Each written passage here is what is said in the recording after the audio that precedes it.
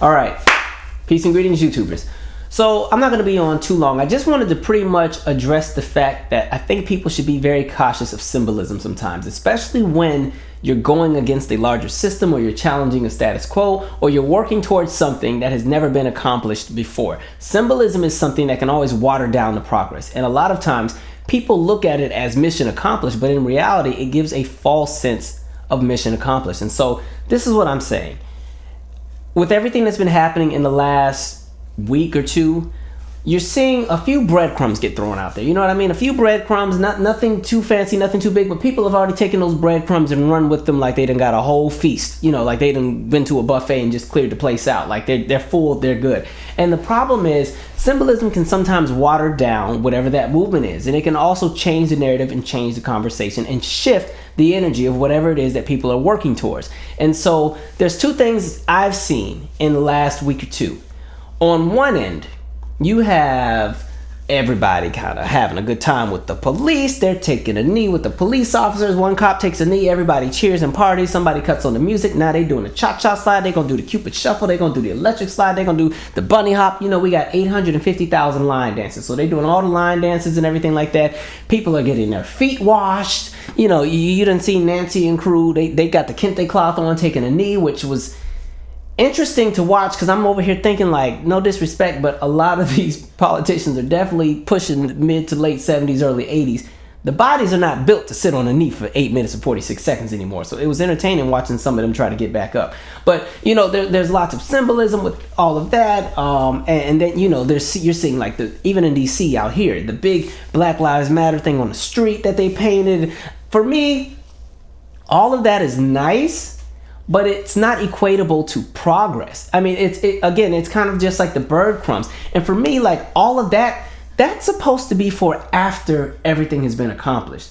Right now, you have this whole movement where people have latched onto the icing on the cake and the candles, and they're ready to light up and have a good time, but the cake hasn't been made. Like, you didn't put the ingredients in the bowl and stir it up and put it in the oven, because you haven't even gone to the store to get the cake yet. Because, to be honest, people don't even know what kind of cake they want. If you catch my drift in regards to all of this, the conversation is all over the place with what it is that people actually want. But people are already in the space to want to celebrate the entire time. I'm all for doing what makes you happy in a stressful time and doing what makes you feel good in relation to all that's happening. But in reality, the problem is, what happens is when you see people start to get very celebratory and latch onto these small little tidbits of symbolism, they think it's mission accomplished and they move on. And so, going back to my point, with all of those examples that I mentioned, on the flip side, you're seeing the police lay everybody out.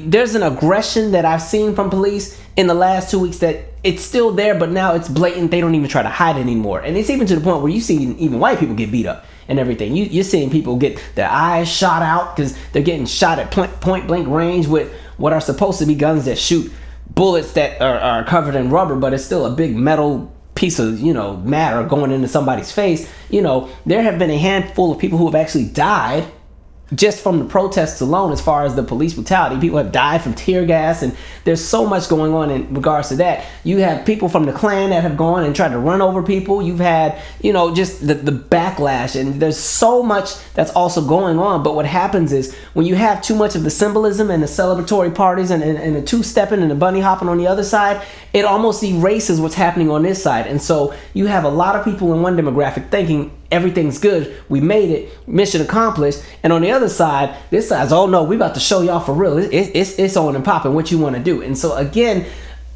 for me, I'm all about the symbolism when you're trying to inspire and motivate. But for me, it's not interchangeable with progress, and it's not something tangible. It doesn't mean anything because it doesn't make a difference between today and tomorrow for many people. And I say that as somebody who's pretty much been talking about a lot of the issues that we're seeing for years. You know what I mean? Like, at least if you've been following me since day one, we've been talking race relations for like the last 10 years. We've been talking police brutality for like the last 10 years. And so I've seen this cycle come many, many times. The only good thing about it this time is that it seems like people have finally come to their senses to an extent, and there's more support where it's like, okay, we got to do something about this police brutality, and it's opening a conversation about, okay, there's a lot of groups of people in this country who have not been treated fairly, and then it opens another conversation about the fact that, okay, black people collectively have really gotten a short end of the stick in all of this, and what are we going to do to make black people whole? Like, all of those conversations are coming into fruition, and that's cool, and that's fine, and it's dandy, but the thing that's making me nervous is that I'm seeing so much of the fire already being put out, because people have latched on to these small tidbits of symbolism and a few crumbs that were thrown out, and they think, boom, mission accomplished. And so what I say is, when you're talking about fighting for something, I always say, look at it this way. Let's just pretend that everybody who is involved with whatever it is that they're out standing up for in regards to combating police brutality, combating racism, combating the injustices in the judicial system, combating the injustices in the prison industrial complex. Because to be honest, that's just one piece of the conversation. Where I'm at, yeah, I'm all about combating those things, but I'm also like, how are you also going to make black America whole for all the things that black people have dealt with in this country? Because I think one thing to also look at least for me, speaking as a black individual, and I'm trying to get in the aspect of not always speaking for everybody, but I'll speak from my experience. My experience as a black man in America is every single day is traumatic. Every single day I don't know what's next when I go outside. Every single day is, every time I go on social media, I know I'm going to at least see one clip of the police stumping somebody's face out, or somebody getting shot and killed, or I'm going to hear about some group of people who got evicted out of their neighborhood because it was bought out because of gentrification and everything else like that, or I'm going to hear about a school where they don't have proper pipes and the water is a hot mess, or they don't have electricity, or they don't have any air, or I'm going to still look at the fact that Flint still doesn't have clean water, or I'm going to look at the fact that, hey, Breonna Taylor, the people who killed her are still not in jail, or if I just go down a list of all the people who've been killed unjustly by police, we'll be here all day. And so it's all of that every single day, and then recognizing the fact that pretty much until there is any kind of systematic change, this will be the experience every single day. And so for me, I feel like I'm living every single day with my guard up all the time. I can't trust everybody. People can be friendly, I can be friendly as well, but I always have my guard up in all situations, no matter where I go, no matter who I'm with, especially when I go into spaces and I'm the only person, if you get what I mean. It's kind of just like that. That's my experience. And I think that's the experience for a lot of people as well. And that's why some people also latch on to symbolism, because it gives temporary relief. It makes people feel good in that moment, because in the back of their mind, it's pretty much just saying, or symbolism as a whole is pretty much just saying, the world you live in sucks. It's a whole bunch of foolishness and nonsense, but here's a few tidbits to make you feel good about living in that terrible society. It won't make your life any better, but it will make you feel good about living in the terrible state that you're living in. And no matter how hard you work or how great you may become or what it is that you may do, you're still living under that system. And so pretty much until that system is taken down, I feel like people latch on to things like symbolism because it makes them feel good about living under that system. But going back to my main point, when you're talking about like everybody who's out right now really fighting and really aiming to really change what's happening with policing and everything else like that, picture it as if everybody is on one big giant train, right? We're all on this giant train, and the final destination is you get everything you've ever wanted. Everything you've ever wanted to change about what's wrong with society. You get everything you've ever wanted in regards to making the lives better for people who've been victims of all the wrongdoings of society, of all the wrong things that America has done to the world and to its citizens. At the end stop is you get everything you want. However, on the way there are multiple stops. Like how a train always stops in different cities on the way if you're going on a long journey. Each stop is some piece of symbolism. And what happens is every time you hit a stop, people get off. And again, if you're trying to get to that final destination, you're trying to make and implement change, you need numbers. So it's important that you have as many people on that train as possible make it to that last stop. But the problem is, every time this train stops, people get off because they think they've made it. So if we're just talking about everything that's happened in the last 2 weeks, okay, so everybody got on the train because they're pissed off with what we've seen with George Floyd. And again, George Floyd was not even really what set America off. This was already something that was bubbling under and getting ready to blow up anyway. This was just the final, nail in the coffin, because if we're talking police brutality, it didn't just start this year. It didn't just start when Trump got in office. It didn't just start when Obama got in office. It's been a thing since forever and a day, as long as America's been in existence. If you're talking about all the racial inequalities, if you're talking about everything in regards to generational wealth and the wealth gap for black people, and talking about the lack of housing opportunities, when you're talking about redlining and education and so on and so forth, we could be here all day. Healthcare, all of that, it's nothing new under the sun. You know what I mean? This is just finally something just sparked and set everybody off, right? So everybody's enraged, everybody's on fire, everybody's ready to go, right? We're all on this train. Now, fast forward, one of the first things that happened is, the police officers, they're all fired. Okay, some people have already jumped off the train. Whoop, all right, we did it. High five, we did it. They're fired. Let's go. They get off. They're good. They're gonna stop right there. Train keeps going. All right, now, okay, he's charged with 3rd-degree murder. Some people done got off the train already. We did it. All right, boom, we made it. Let's go. All right, train keeps going. All right, we're gonna actually bump it up to 2nd-degree murder, and then we're gonna charge the rest of them. Boom, whole bunch of people got off the train. Boom, we made it. That's it. We did it, guys. That's right. Yeah. All right, let's go on back and finish two-stepping. We gotta finish the Cupid Shuffle because they playing the remix now. All right, and so it's like every time there's a tidbit of symbolism, people keep getting off the train. And so even with this morning with the picture of them with them kente cloth I'm gonna have to talk about that on a live video. I don't want to talk about it right now because I'm on a different energy wave right now. But like even that, people see the politicians taking a knee and with the kente cloth, whole bunch of people got off. Yeah, we got it. Yeah, let's celebrate them. Yeah, and you see what I mean? And so what happens is, by the time you get towards the end, there's nobody left on the train, minus the few people who were there from the beginning anyway, because the other part is the train is always not going to be a smooth ride either. There's going to be people who jump off when it gets bumpy, when the uncomfortable conversations come into play, when it comes into how complacent were you with everything that was happening. How often did you check your privilege while you watch all of this happen? We're happy that you're outraged about what happened to George Floyd or Breonna Taylor or Ahmaud Arbery or anybody else who's been a victim of everything that's been happening in the past few years. But you know what? For some of us, we've been calling this out for years, and y'all used to call us crazy.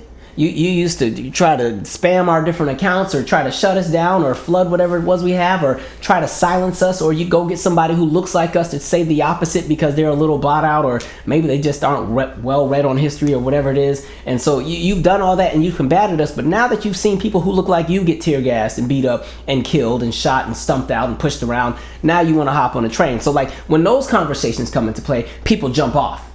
All right. And so what happens is like symbolism is kind of something that can kind of distract people and kill that momentum and kill that fire. So I'm just hoping that people do not lose everything that they're fighting for because they've got, they've been given a few breadcrumbs or there's been a few tidbits that made them feel good about the day. You know what I mean? Like, again, I want to celebrate too. I want to party. I think the Black Lives Matter painted in the street looks nice, but again, that's for the icing on the cake. We got to get to the cake first. We got to handle everything else first. I'm not here for all the celebratory stuff that we're doing right now. And I mean, I don't want to take away from anybody, on their journey with how they make peace with whatever is happening. But again, it's like, I don't think you should be making peace with what's happening, if that makes sense.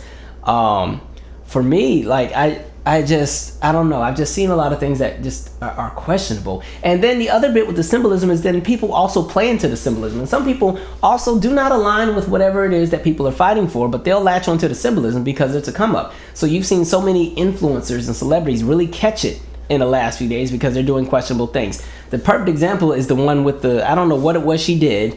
By the way, I don't really follow influencers, so I never know these people by names. Like, I don't. Like, there's not influencers that I, like, follow and look up to. My influence is behind me. I get it out the books. But, like, the one lady who was pretending that she was boarding up the building and she had the people take the picture of her. Thanks, guys. All right. BLM. I'm just like, as she got into her Mercedes, I was like, you know what?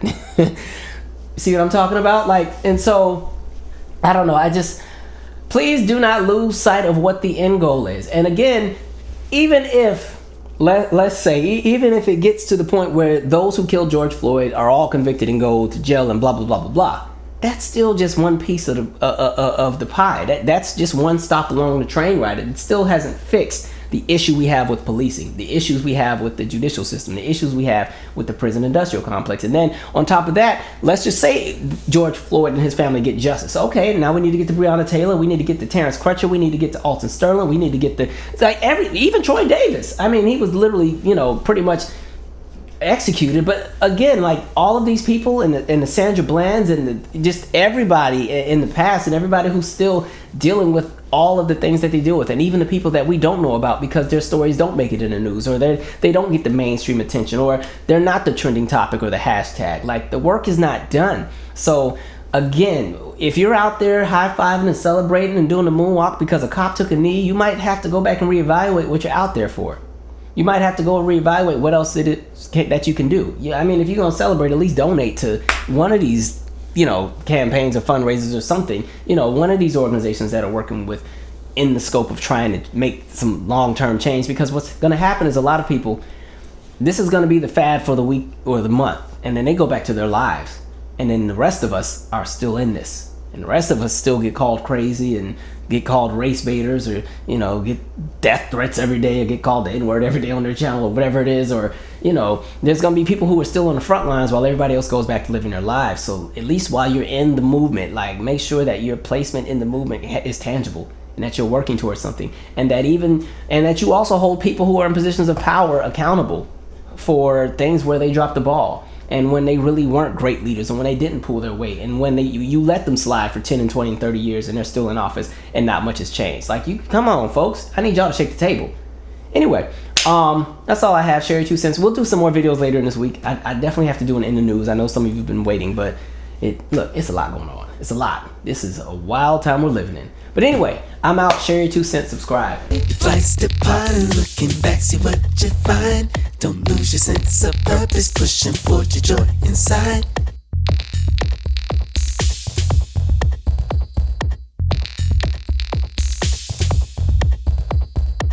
Your mind's craving for the things that really matter, but the world ain't out of time to cloud the senses. Got a milestones and hurdles, goes and break the glass. Spread into a field of years that come and rise and grass. Hides all the gems and missing puzzle pieces. Now it's trial and error as you find the links to roads and reason. Take a break for yourself. You're not gonna miss your season when it rains. Your water flows into the roots of all your trees, so just listen.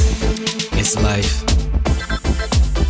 Doesn't always make sense, but the most important thing, you're still here.